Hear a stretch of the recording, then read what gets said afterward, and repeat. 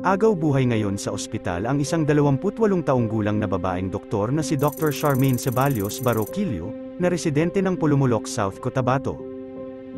Ayon sa hepe ng buluan, binabaybay ng doktora ang kahabaan ng National Highway galing ng Dato Paglas papuntang Isulan, Sultan Kudarat noong gabi ng February 3, 2024, dakong alas 8 ng gabi.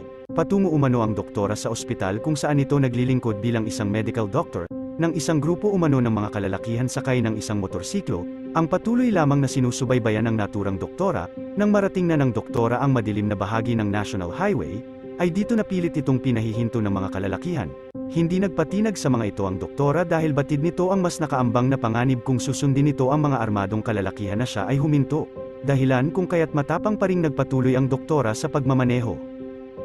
Dito na umano pinaputukan ng doktora, kung saan, ay nagtamo ito ng 3 mga malalalim na sugat, mula sa kaliwang bahagi ng kamay nito at sa kanyang likod. Sa kabila nito, ay kahanga-hanga pa ring nagpatuloy ang doktora sa pagmamaneho nito, at hindi hinayaan ang mga masasamang loob na magtagumpay sa kung anuman ang masamang balak ng mga ito sa kanya.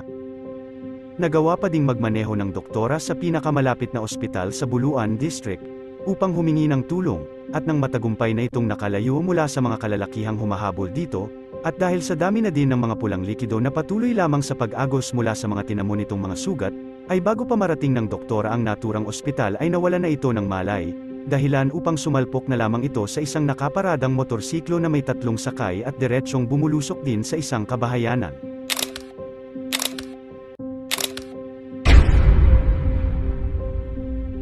Agad namang naitakbo ng mga residente sa lugar ang sugatang doktora at ang mga sakay ng motorsiklong hindi sinasadyang masalpok ng doktora matapos masaksihan ang naging pagbangga ng mga ito.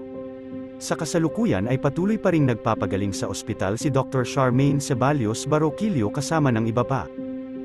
Ayon sa investigasyon, pagnanakaw umano ang isa sa tinitignan nilang motibo, dahil mag-isa lamang ang doktora sa sasakyan nito habang binabaybay ang naturang kalsada, maaring napag-alaman umano ito ng mga salarin. Dahilan kung kaya't sinundan nila ang doktora at tinangkang patigilin.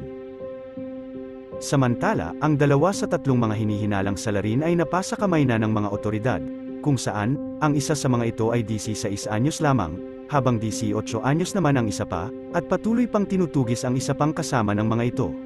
Sa kabila nito ay nanawagan ng panalangin at hustisya ang mga kaanak ni Dr. Charmaine Ceballos Baroquillo, para sa mabilis nitong paggaling at tuluyang mapasakamay ng mga otoridad ang isa pang tinutugis na salarin, kasabay ang panalangin na wala na sanang individual at pamilya ang makaranas ng ganitong insidente.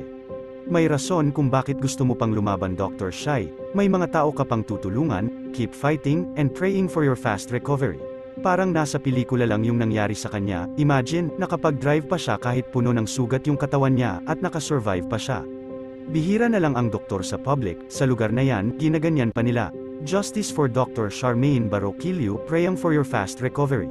Bagamat kahanga-hangang nagawa ni Dr. Charmaine Ceballos Baroquillo, na pagtagumpayang matakasan ang mga salarin sa kung anumang tangka ng mga ito sa kanya, ay isa pa rin itong nakakaalarmang realidad sa nakaambang panganib sa ating mga lansangan. Naway masolusyonan ng mga kinauukulan ang mga ganitong insidente, dahil isa sa pinakamasakit na maaaring kaharapin ng isang magulang, ay ang mabungaran na lamang, na ang kanilang anak na tinaguyod at pinagtapos sa kolehiyo upang mabigyan lamang ng magandang kinabukasan at makatulong sa pamayanan, ay tatangkaing basta na lamang agawin ang buhay nito, para lamang sa iilang salapi at sa mga material na bagay.